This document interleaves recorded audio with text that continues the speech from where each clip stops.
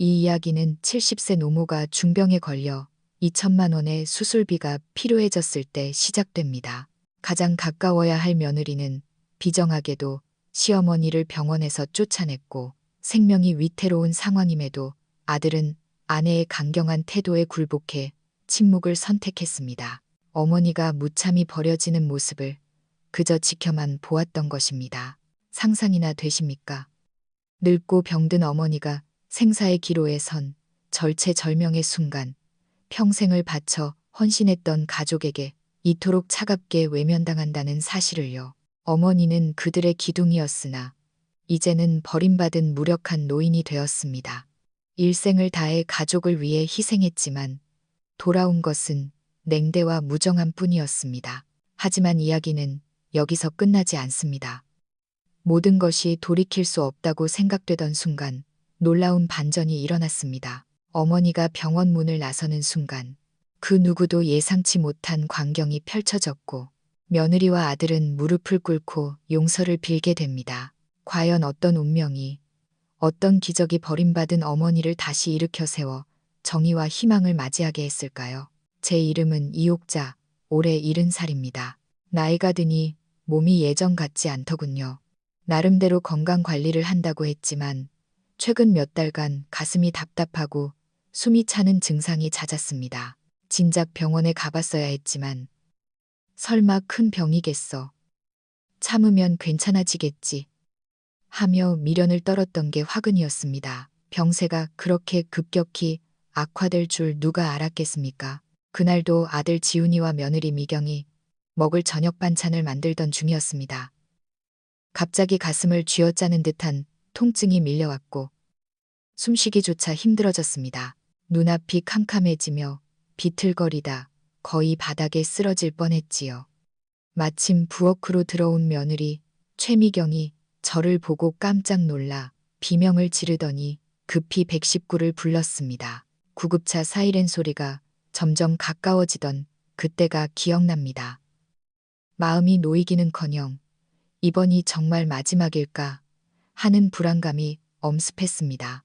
응급실에 도착하자마자 의사 선생님은 급성 심근경색이라며 상태가 매우 위중하다고 했습니다. 당장 수술하지 않으면 위험한데 수술비가 대략 2천만 원 정도 든다고 하더군요. 그때 제 심정은 참 복잡했습니다.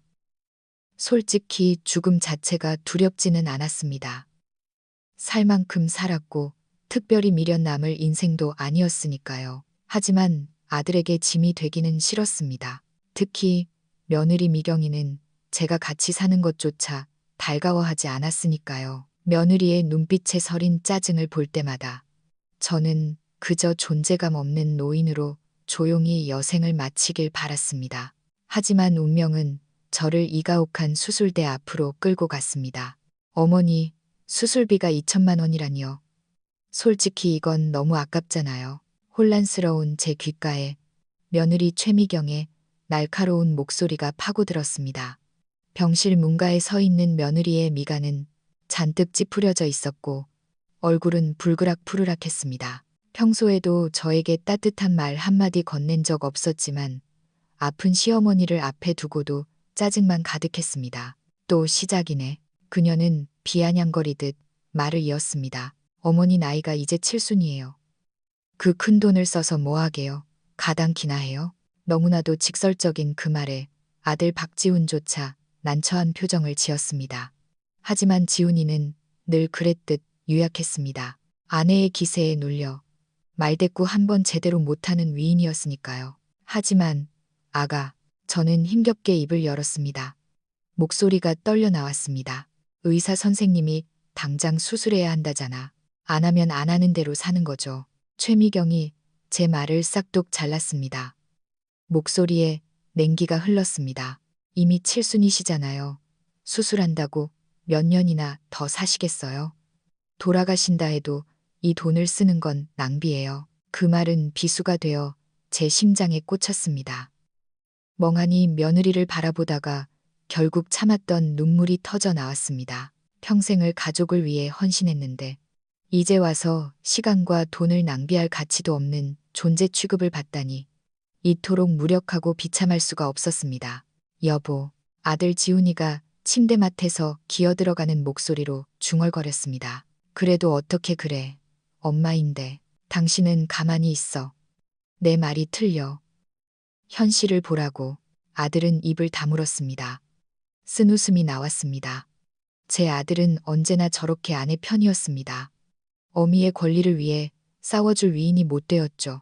저는 깊은 한숨을 내쉬며 마지막 자존심마저 내려놓기로 했습니다. 정말 내가 죽는 게 이들에게는 해방일지도 모른다는 생각이 들었습니다. 지훈아, 제가 불렀습니다. 걱정 마라. 퇴원아마 수술비 같은 거 신경 쓰지 않아도 된다. 가슴이 찢어질 듯 아팠습니다. 말은 그렇게 했지만 제가 가족에게, 그것도 가장 가까운 핏줄에게 완전히 포기당했다는 사실을 뼈저리게 느꼈기 때문입니다. 죽음이 두려운 게 아니라 버림받았다는 사실이 저를 죽어가게 만들었습니다. 퇴원 수속을 밟고 병원을 나서는데 최미경은 이미 저만치 앞서 걸어가고 있었습니다. 뒤도 돌아보지 않았습니다. 마치 제가 떨쳐버려야 할 짐짝이라도 되는 듯했죠. 결국 이렇게 될 줄 알았어. 애초에 기대지 말았어야 했어. 병원 문 밖으로 나오니 햇살이 눈부시게 쏟아졌습니다. 병원 입구에는 간호사들이 담소를 나누고 있었지만 병원에서 쓸쓸히 쫓겨나는 노인에게는 아무도 관심을 두지 않았습니다. 매일같이 수많은 노인이 이렇게 소리 소문 없이 버려지고 있는 것이겠지요. 어머니, 빨리 오세요. 최미경이 짜증 섞인 목소리로 소리쳤습니다. 남들이 보면 흉봐요. 얼른 가요. 저는 대꾸하지 않고 무거운 캐리어를 끌며 힘겹게 발걸음을 옮겼습니다. 이 순간 제게 가장 큰 고통은 육신의 병이 아니었습니다. 가족에게 철저히 타인 취급을 당하며 작별 인사조차 제대로 받지 못하는 이 비참한 현실이었습니다. 3년 전 아들 내외와 합가할 때만 해도 저는 희망을 품었습니다.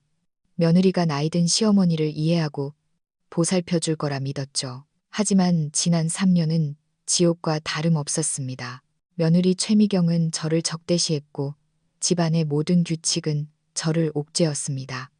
식사할 때 저는 식탁에 앉지도 못하고 부엌 한 구석 작은 상에서 밥을 먹어야 했습니다.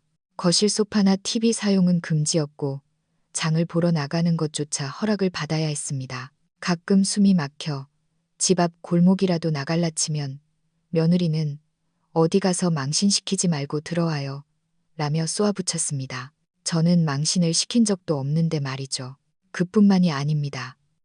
며느리는 제 연금과 다른 자녀들이 보내주는 생활비를 모두 관리하겠다며 가져갔습니다. 매달 들어오는 돈이 500만 원은 좋게 되는데 제게 주는 용돈은 고작 20만 원 뿐이었습니다. 그 돈으로 껌 한 통 사는 것도 눈치를 봐야 했습니다. 한 번은 당뇨 때문에 갈증이 너무 심해서 시장에서 파는 양갱이 너무 먹고 싶었습니다. 달콤한 그 맛이 사무쳐서 사달라고 했더니 최미경은 단칼에 거절했습니다. 노인네가 당뇨도 있으면서 단 건 왜 찾아요? 또 아파서 병원비 들어가게 하려고 작정했어요? 그때 느꼈던 수치심과 서러움은 아직도 생생합니다. 내 돈으로 양갱 하나 마음대로 못 사먹는 처지가 되어버린 제 자신이 너무나 초라했습니다. 아들 지훈이는 이 모든 상황을 방관했습니다. 고부 갈등이 생길 때마다 아들은 제게 엄마가 좀 참으세요라며 아내 편을 들었습니다. 가정의 평화를 지키고 싶다는 핑계였겠지만 제게는 비겁한 변명으로 들릴 뿐이었습니다. 한 번은 고열로 알아놓은 적이 있습니다. 체온이 39도를 넘나들며 신음하는데 최미경은 나이 먹으면 다 아픈 거예요. 죽을 때 되면 가는 거지 유난 떨지 마세요 라며 병원조차 데려가지 않았습니다. 그 밤 저는 지훈이가 몰래 사다 준 해열제 하나로 겨우 목숨을 부지했습니다.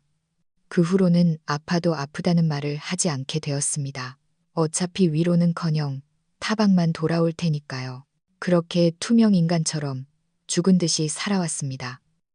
하지만 오늘 그 마지막 한계선마저 무너져 내린 것입니다. 병원 정문을 나서며 저는 짐 가방을 쥔 손에 힘을 주었습니다.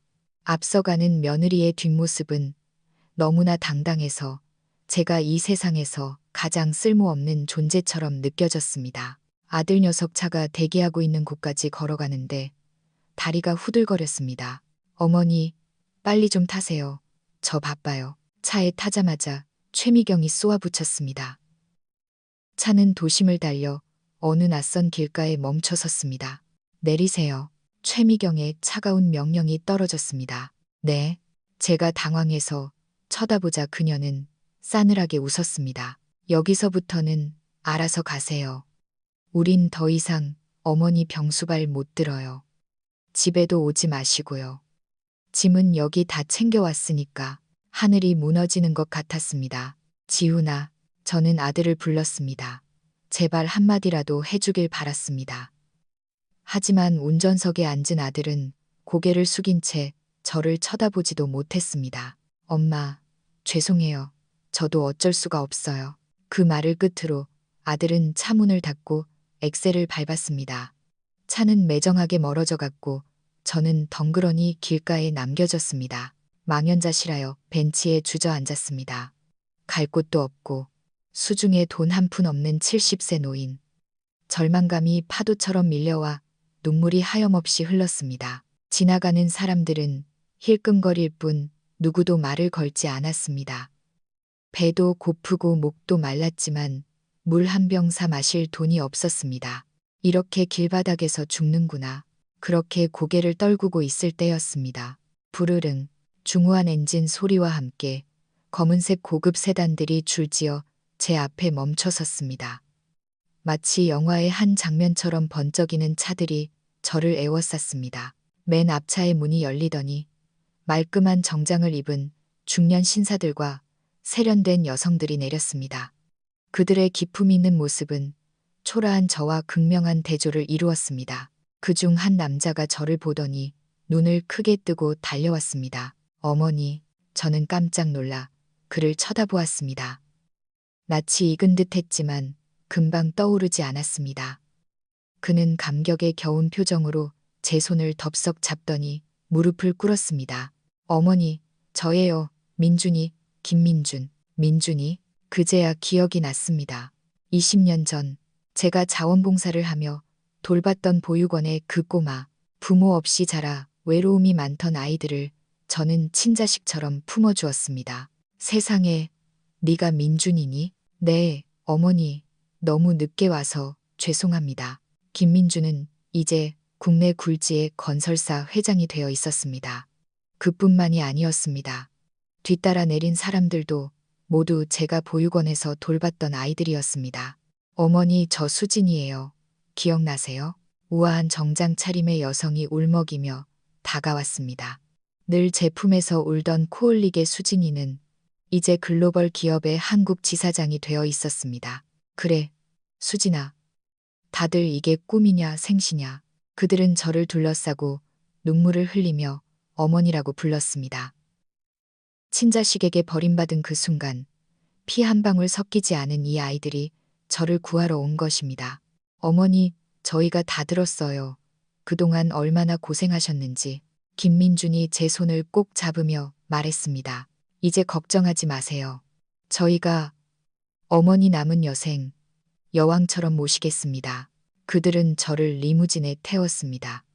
차 안에서 김민준은 서류 한 뭉치를 꺼내 보여주었습니다. 어머니, 이건 저희가 준비한 선물입니다. 서류에는 서울 한남동의 고급 아파트, 강원도 평창의 전원주택, 그리고 제주도의 바닷가 별장까지 제 명의로 된 집들이 나열되어 있었습니다. 뿐만 아니라 평생 의료비 지원, 전문 간병인, 그리고 넉넉한 생활비까지 모든 준비가 끝난 상태였습니다.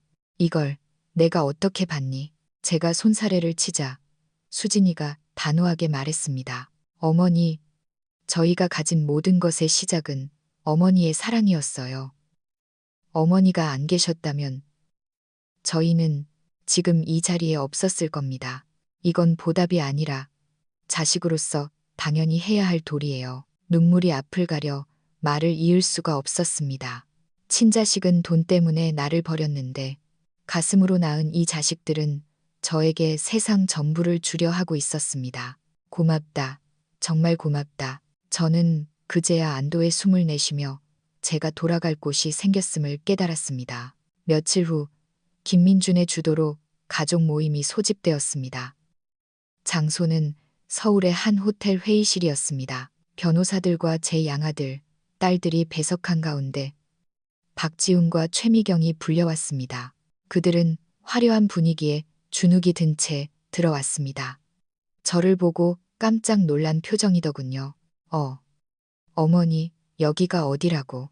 박지훈이 더듬거리며 물었습니다. 저는 대답 대신 싸늘한 눈빛으로 그들을 바라보았습니다. 옆에 있던 최미경은 상황 파악이 안 된 듯 뻔뻔하게 굴었습니다. 아니, 노인네가 돈이 어디 나서 이런 데를 빌려요? 누구한테 또 빌붙은 거예요? 그 순간 김민준이 자리에서 일어나 책상을 내리쳤습니다. 입 조심해. 이분이 누구신 줄 알고 함부로 짓거려. 회장의 위압적인 태도에 최미경이 움찔했습니다. 김민준은 변호사를 통해 준비한 자료를 던졌습니다. 최미경 씨, 당신이 지난 3년간 어머니의 연금과 생활비를 착복한 내역, 그리고 위급한 상황에서 보호 의무를 유기하고 유기방임한 증거들입니다. 뭐라고요? 당신을 노인 학대 및 횡령 혐의로 고소할 겁니다. 그리고 당신 남편 박지훈 씨, 김민준의 시선이 아들에게 꽂혔습니다. 당신은 어머니가 죽어가는 걸 방조했어. 자식으로서 최소한의 양심도 없는 인간들. 박지훈은 사색이 되어 무릎을 꿇었습니다. 어머니, 잘못했어요. 제가 죽을 죄를 졌습니다. 미경이가 시키는 대로 안 하면 이혼하겠다고 해서 비겁한 변명하지 마라. 제가 입을 열었습니다.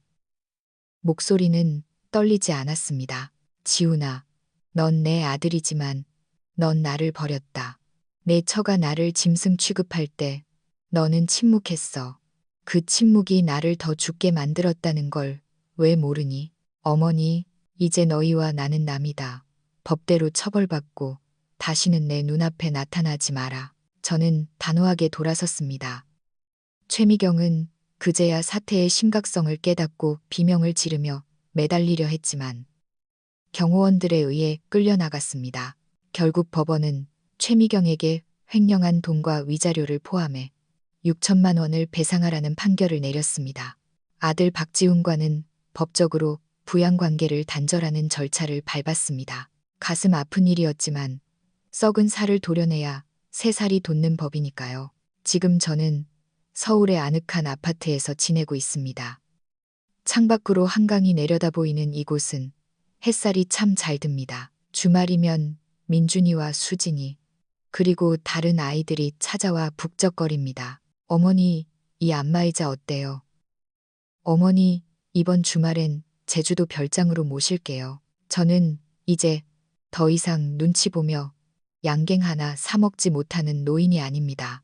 사랑받고 존경받는 어머니로서 제2의 인생을 살고 있습니다.